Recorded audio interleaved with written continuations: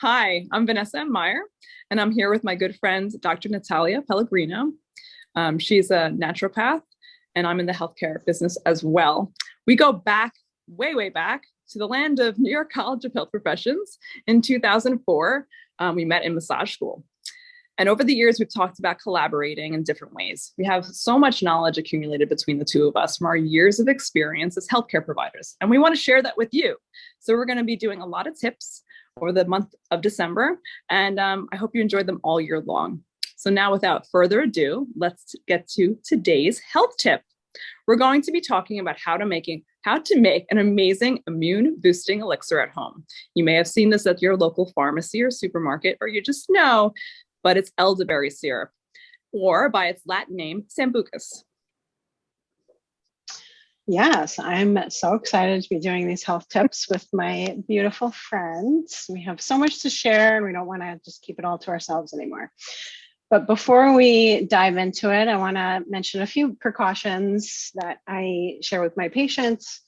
So basically, with any herb or supplement, you really want to check with your healthcare provider and before you just initiate something. Ideally, your naturopathic doctor, herbalist, healthcare provider that you trust that knows something about more alternative remedies and herbs. So we're not providing medical advice, even though we are healthcare providers licensed in our respective states. We're not your healthcare provider, so just check with your own healthcare team and do your own research, of course. But the main precaution I want to mention is if you have an active flare of an autoimmune disease, you want to be cautious with anything that stimulates the immune system, because there's a small chance that it could worsen your symptoms, but you also don't want to take it super long term because you just want to sort of give your immune system a break. So lots of different reasons to be careful there, and also with other health conditions. So you always want to kind of check with your doctor. And we also want to talk about really making sure you choose high quality ingredients, because elderberries can actually be toxic if you were to just go out foraging somewhere and picking your own elderberries. We don't recommend that. So you want to use a trusted company for your supplies, which we will talk about. And there's also a lot of variables. So the nice thing about making it at home is that you're in control. And this is very different, knowing what's in it is very different than just grabbing something at Target or whatever pharmacy.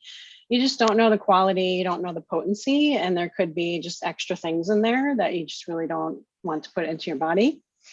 So there's capsules, concentrated tinctures, syrup, lots of different options. It can get really confusing. So you just want to make it at home and know what you're getting. And then for kids under age 1, you want to use sugar or maple syrup instead of honey, because there's a very slight chance of botulism if you use honey in kids less than age 1, even though it's very rare. Just wanted to mention that. You want to keep your syrup in the fridge once it cools, because it has a very high sugar content, and we're not using any preservatives like you would find in over-the-counter supplement. So it makes it really susceptible to spoilage. And then you want to use your supply within about 2 weeks and label it so that you know when you created it, so you don't forget and you're just using it for 6 months. Okay, so Vanessa, why would we make this at home? Oh, I'm so glad you asked. Why would we?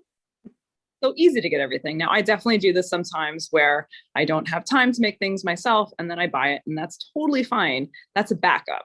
But to make this at home, it's going to be so good because it tastes amazing, and your kids, if you have any, will definitely eat it. Also, it's going to make your house smell fantastic. So let's just put that in there as well. It's really easy. People think that they have to get the homemade one from another person, which is fine. I'm all glad. If you're going to buy it from somebody, you should buy it from somebody local that you trust. That's great. But you can definitely do this on your own. And it's also cost effective. If you're doing this at home, you're going to ensure high quality of ingredients. You know what's going in there, and you can decide to take something out or add something in. It's going to give you more control over the ingredients. Okay, let's see. It's an easy way to support your immune system in cold and flu season, or if you're feeling run down, it's a good time to take it too. It's been used for centuries. I'm all giant fan of ancient remedies. And more recently, there's been a lot of research studies showing the benefits, which Dr. Pellegrino will go over even more benefits later. When you make your own medicine, this is a big energetic thing. I'm all about using my hands. Many of you know this. I do it in my healing work, but also when you're making something, you're putting your energy into it, you're putting your love into it, and you get connected into a more personalized way. So the healing of those plants is going to go into the healing for your own body. How amazing is that?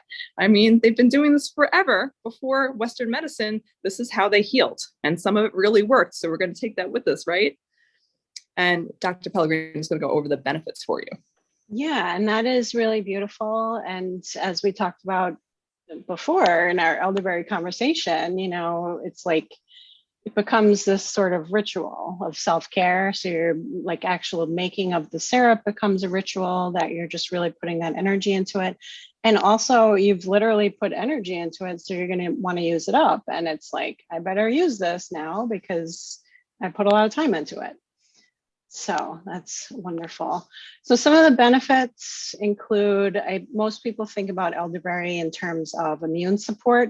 So there's a lot of studies specifically showing that it's antiviral, specifically around flu virus, but I'll put a couple of links to studies if you're interested on that. But elderberry has been getting a lot of attention.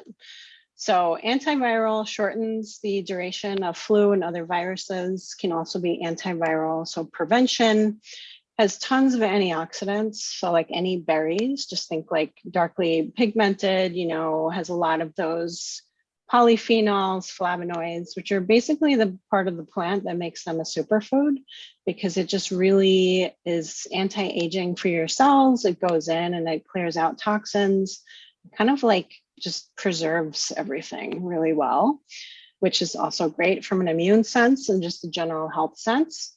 Has a lot of vitamins and minerals in elderberry, so A, B, and C, among other things. And then it has a lot of other benefits, like even reducing cholesterol and supporting, you know, improved exercise tolerance, which is really interesting. And that's something that has also been studied. So again, I'll put those links in the area below if you're interested.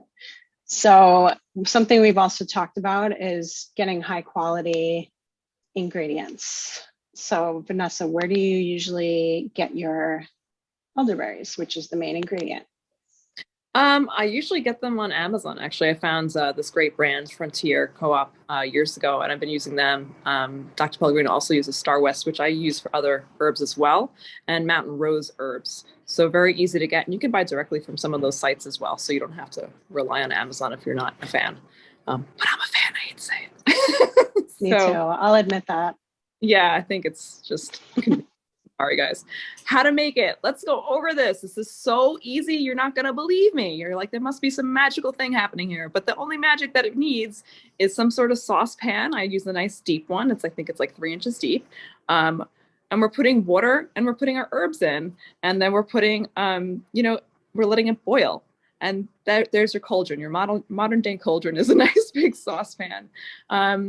We tend to gravitate towards these 2 sites, so we'll include them as well. The first one I discovered was wellnessmama.com, and Dr. Pellegrino uses Mountain Rose herbs, so they have their own recipe as well. And then we'll change it up a little bit to what we like and whatever. Sometimes I'll use an extra amount of ginger if I feel like we're having more cold issues, so we'll warm things up. Cinnamon is a warming herb as well. So you can change things around. You just want to have the basics of these really good elderberries in use. So you're pretty much taking your, like I said, your ingredients and you're putting them in a saucepan, bringing them to a boil, and then letting them simmer for about an hour. And then when you're straining, you want to make sure you're getting everything. So I use a strainer and cheesecloth to squeeze everything out. So just think of like loose tea versus a tea bag. You want to make sure you're really pressing everything. And then you could take the remainder of your elderberries and put them in your garden if you'd like. Then what else do we need? Some other tips are using distilled water, purified spring water, so you're getting really high quality. And that's really about it. So make easy. sure, Yes, it's so Why easy. why is everyone not doing this? I don't know. You That's just why we're also here. make sure that you have good jars, right? You want to make sure that you have things that if you wanted to, you could seal it. I use big jars. I think the quart size is probably better to have two if you're making large quantities. And then if you seal it when it's warm, it has a self-sealing. Basically, you don't have to like boil it to really, really seal it. But you really do want to make sure that you're going to use your amount that you create in a timely manner. So if you're, slower on it, and like Dr. Pellegrino mentioned, you want to label it so you know when you created it, because especially if you're a parent or a hard worker, you don't remember when you did things. So if you're about 2 weeks out, it's probably still good, but you want to make sure that it is. And if you're not using it, you can put it in a silicone ice tray. That's one of my tips. And then just put it in a Ziploc bag as well to seal it in. And it's still like, you don't want to wait 6 months to use it. You still want to use it after that, but you can take 1 cube at a time and let it melt and all that.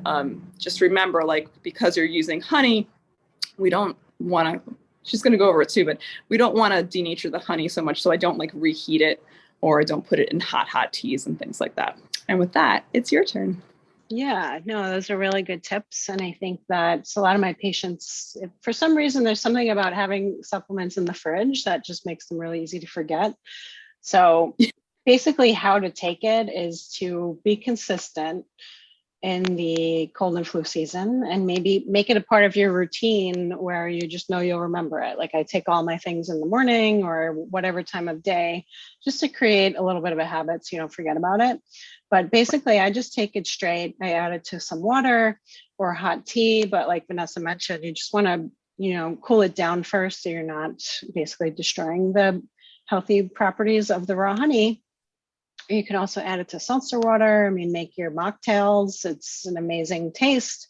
Elderberry is actually used for a lot of liquors as a base.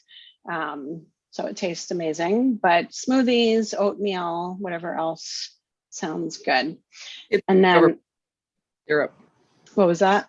It's like it over pancakes as a syrup. Ooh, it's a really good idea. Right. Okay. Non-dairy. Yeah. And I love the silicone ice tray tip, and just putting the whole thing in a Ziploc bag so you can label like when you actually made it. And then the other thing, just going back to like supporting your immune system optimally, when I recommend any sort of immune supplements to my patients, of course, you want to take it primarily in like before cold and flu season starts, because that's when it's going to be most effective for just boosting your immune system. But also, I think it makes sense to just take a break from any sort of immune support so that you're just kind of like allowing your own immune system to do the work, and you're not adding, kind of like a crutch where you're just relying on something to create this immunity. So basically, the way you can pulse it is maybe like Monday through Friday, and just stop taking it on the weekends. So like 5 days on, 2 days off, or you could do 3 weeks on, 1 week off. Whatever is easier for you to remember. And then, yeah, so that's basically it for now. Super easy. And I think everyone should just rush out and get their elderberries. And ideally, we would have done this before flu season started, but it is what it is. But that's okay. It for now. Vanessa, do you have any last tips? Any last things to say? No, we that you explore all the benefits of this and have fun doing it. Like we said, it smells great, it tastes great, and it works well. And when you're doing it yourself, you're putting that energy in it. It's so different. So, supplement from outside when you can't, and when you can, you just go back to that modern day cauldron, guys, and remember your roots. Okay. So Amazing. We're here and we can't wait to do more. Yeah. So stay tuned for more tips from us. Until then, we hope you stay healthy and well. Be well.